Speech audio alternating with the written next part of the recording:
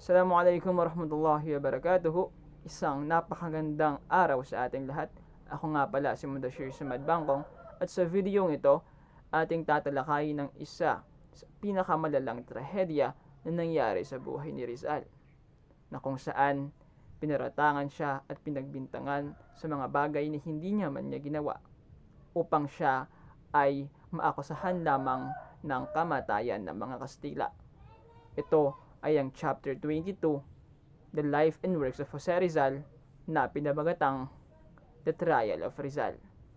Kasama ko sa magre-report sina Meriam Minalang at si Cindy Alaysa Peralta. I have always loved my poor country, and I am sure I shall love her to the last moment. Even though men are perhaps unjust to me, my future, my life, my joys, all this I have sacrificed for my love for her.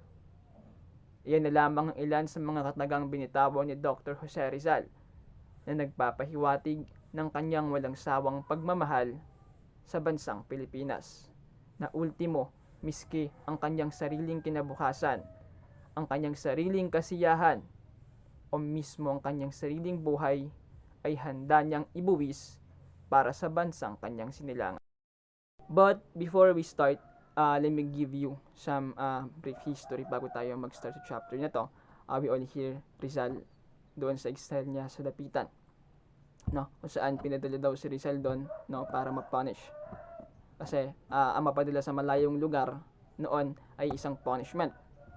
At isa rin sa dahilan is para daw paamuhin si Rizal, dahil gusto nila is ibalik si Rizal sa pagiging Katoliko dahil umalis si Rizal sa Katoliko, hindi dahil ayaw niya dun sa mga turo ni Jesucristo, pero dahil doon sa mga Kastila, no, ayaw niya sa mga pumumuno ng mga Kastila, kaya siya umalis sa Katoliko at pumunta siya sa Mason. At isa yun sa mga dahilan kung bakit nila pinapunta si Rizal sa Dapitan, para ma-soften, dahil masyado ng threat yung nagiging tingin nila kay Rizal. And si Rizal is tumagal siya ng 4 years, and to be exact sa nabasa ko, 4 years, 13 days and a few hours, kung saan in that span of time, maraming na-contribute si Rizal, like naturuan niya yung mga lokal doon ng modern farming, gaya ng paglalagay ng abono, nakapagbigay din siya ng mga resources gaya ng machineries, water system, turuan niya yung mga tao doon. Also, nagturo din si Rizal doon sa mga bata, nakapagpatayo siya ng eskwelahan, no? At naging isa rin siyang manggagamot, kung saan nasabi din sa history na sa Dapitan din niya nagamot yung kanyang ina, yung mata ng kanyang ina. And sa Dapitan din niya nakilala yung kanyang napangasawa, ayon sa history na si Josephine Bracken, na kung saan nagkaroon din daw sila ng anak, but unfortunately ito ay namatay, no? And that's a brief history, no, bago natin simulan yung chapter na to. Lingid sa kaalaman ni Rizal na mayroon na palang masamang balak sa kanya ang mga Kastila, magmula nung umalis siyang Dapitan upang pumuntang Cuba para tumulong sa revolusyon at labanan ng kumakalat na epidemya. Nung siya ay umalis noong September 2, 1896 sa Pilipinas, bigla na lang siyang hinuli sa may Barcelona habang papunta ng Spain. Tama, siya ay pinagbintangang ulo na lang nangyayaring revolusyon sa Pilipinas. Ngunit alam naman natin na hindi. Ibinalik siya sa Manila, and after many trials, si Rizal ay hinatulan ng kamatayan. Tama, ito ay nangyari noong Disyembre 30, 1896, ordered by Governor Polavieja. At ito ang ilan sa mga kaganapan ng mga pangyayaring iyan. Rescue attempt by the Katipunan. Unang-una ay nung nasa Dapitan pa si Jose Rizal, pinalak nilang iligtas ng si Jose Rizal. Nagpadala si Andres Bonifacio ng isang tauhan, si Dr. Pio Valenzuela, kasama niya yon si Raimundo Mata na isang bulag, at ipapagamot niya si Raimundo Mata umano, pero may ibang balak doon si Pio Valenzuela. Unang-una ay nanghingi siya ng advice tungkol sa gagawin nilang pag-aalsa laban sa mga Kastila. Pero ang sabi ni Jose Rizal, be patient, no? Dapat is maging patient muna kayo. At sabi rin ni Jose Rizal is hindi pa sila handa dahil wala pa silang masyadong mga armas. Sinabi din doon ni Pio Valenzuela ang balak nilang pagdigtas kay Jose Rizal. But then, Rizal refused, kaya hindi natuloy yung rescue na yon. Later on that, ang pangalawang attempt ng pag-rescue nila kay Rizal ay nung umalis si Rizal sa dapitan papuntang Cuba at na-stranded siya sa Manila Bay dahil naiwan siya ng barko. And then, na-stranded siya for about 26 days. And pinalipat muna siya doon sa isang barko ng Kastila na nakadaong lang sa tabing dagat nang hindi nakaandar, at doon nag-attempt ulit silang i-rescue si Jose Rizal. No, nag-disguise yung mga Katipuneros ng bilang sailors, and then pumunta si Emilio Jacinto sa taas habang yung mga tauhan is nasa baba lang. Then binulungan niya si Jose Rizal doon sa deck, that sabi niya, "We are Katipuneros, we are heavily armed, and we are here to rescue you." But then sabi ni Rizal, "Please leave me alone. I know what I have to do." Yes, Rizal is nag-refuse doon sa pag-rescue sa kanya ng mga Katipuneros dahil gusto niyang panindigan na wala siyang kasalanan sa mga pagbibintang sa kanya ng mga Katipuneros.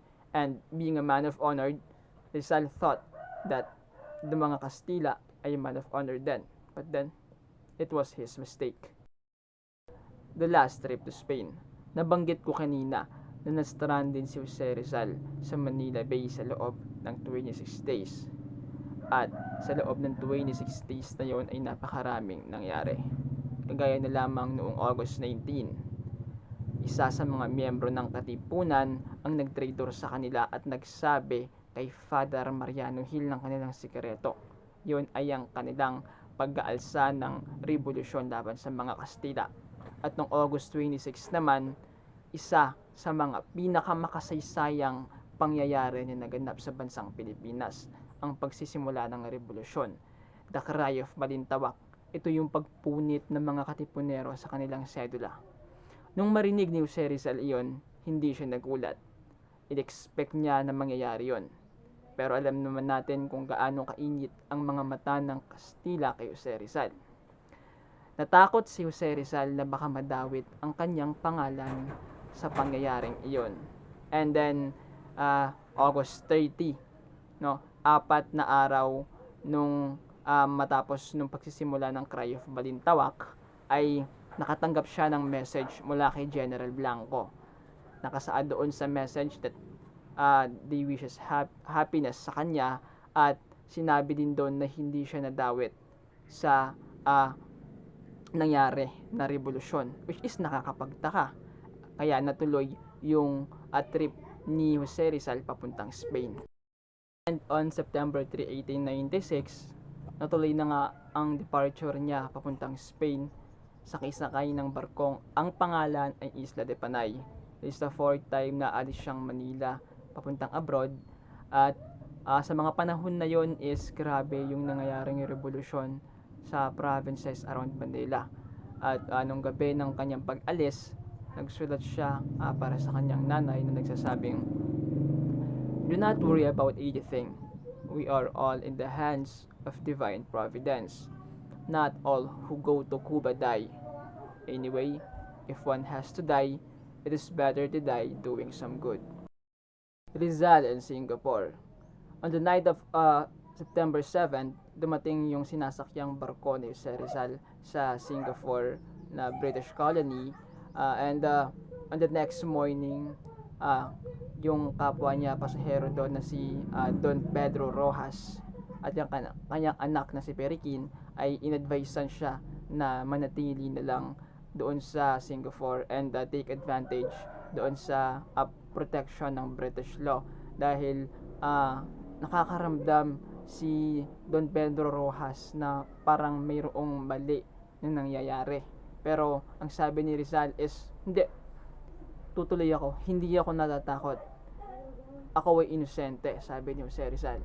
Kung kaya tumuloy pa rin siya doon sa biyahe niya papuntang Spain. and imprisonment of Rizal. Noong September 30, dumating yung sinasakyan ni Rizal na barko sa port sa Aden, Egypt at nagsail ito sa Mediterranean.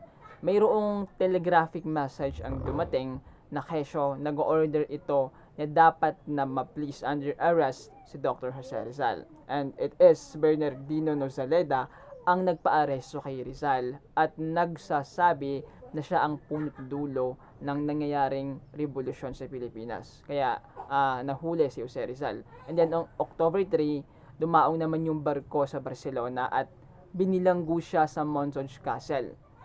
And ang ini-interview siya doon ni Dos Puhol.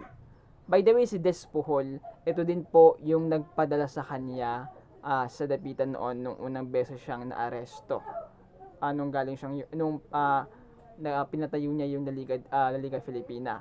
Ito rin po si Des Puhol yung nagpadala sa kanya sa dapitan. And ngayon, siya rin yung nag-interview kay Rizal na kesyo ibabalik na daw siya papuntang Maynila. Then kinagabihan, after that interview, si Rizal ay isinakay sa barko na ang pangalan ay Kulon. Yun ay puno ng mga armas at puno ng mga militar. Ngayon nagtataka yung mga doon na bakit puno ng militar. Yun pala, naghahanda na yung mga Kastila dahil sa nangyayaring revolusyon sa Pilipinas. On that night then, umalis din yung barko na yun pabalik ng Maynila. The unsuccessful rescue in Singapore of Rizal. Oo, sinubukan pa din nilang i-rescue si Rizal sa Singapore. Dahil sa paglaganap ng balita sa pagkahuli ni Rizal, sina Dr. Antonio Marigidor and Sixto Lopez exerted all their efforts upang makahanap ng lawyer. At ang nahanap nila ay si Attorney Huge Ford. Sinubukan nilang i-rescue si Rizal sa barko ng mga Kastila sa pamamagitan ng writ of habeas corpus.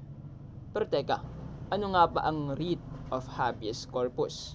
Ang writ of habeas corpus, or in English, means you may have the body.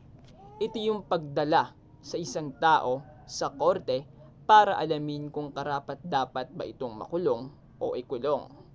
Pwede mong questionin kung bakit inaresto yung tao o bakit siya ikukulong.